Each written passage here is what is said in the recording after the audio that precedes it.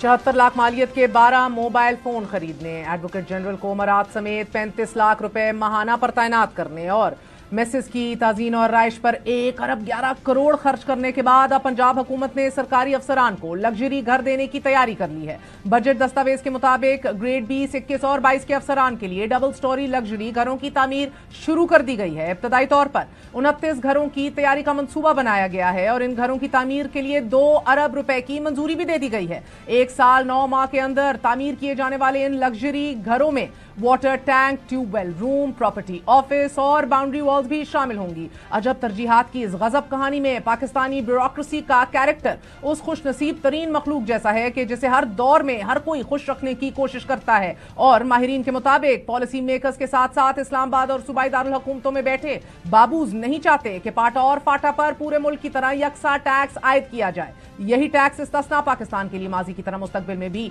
मुश्किलात पैदा करेगा, क्योंकि आज ही गैर मुल्की खबर रसाल इदारे रॉयटर्स की रिपोर्ट के मुताबिक पाकिस्तान ने मुआशी बहरान पर काबू पाने के लिए वफाकी बजट में आमदनी बढ़ाने के लिए जो अहदाफ मुकर्रर किए हैं वो चैलेंजिंग हैं और ये चैलेंजिंग टारगेट्स रखने का मकसद IMF से कर्ज की मंजूरी हासिल करने में मदद हासिल करना है। हालांकि नए टैक्स लगाने से हुकूमत को शदीद तंकीद का सामना करना पड़ रहा है। रिपोर्ट्स में वजीर मुमलिकत बराए खजाना का हवाला देते हुए कहा गया है कि वफाकी बजट में IMF के तमाम मुतालबात पूरे करने और IMF की तरफ से वफाकी बजट की तौसीक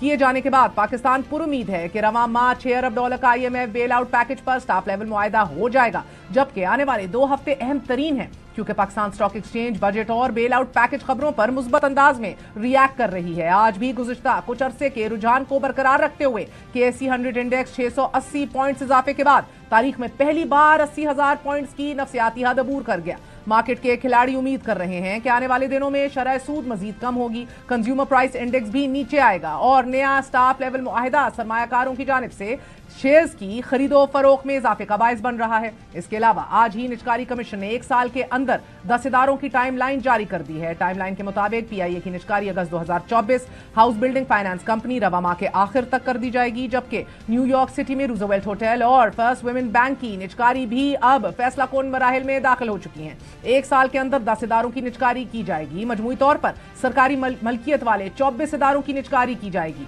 निजकारी प्लान के मुताबिक डिस्कोस के लिए 3 ऑप्शंस पर गौर किया जा रहा है: निजकारी, तवील मुद्दती रियायत और बरकरार रखना। 11 डिस्कोस में से 6 को निजकारी मोड के तहत, 3 को तवील मुद्दती और 2 को बरकरार रखने की सिफारिश की गई है। बजट में लगाए गए टैक्स और ड्यूटीज के हवाले से एक पेशरफ्त ये भी सामने आई है कि वफाकी हुकूमत ने thermometer, sugar strips, BP operators, surgical gloves, wheel chair समेत 200 से जायद तिब्बी आलात महंगे टैक्स लगाकर महंगे कर दिए हैं। मतलब बाबूज अब इस्लामाबाद और लाहौर के लिए नवाज़िशात एंजॉय करेंगे, नए नए घर एंजॉय करेंगे और आम आवाम 2 वक्त की रोटी और औलाद से भी महरूम।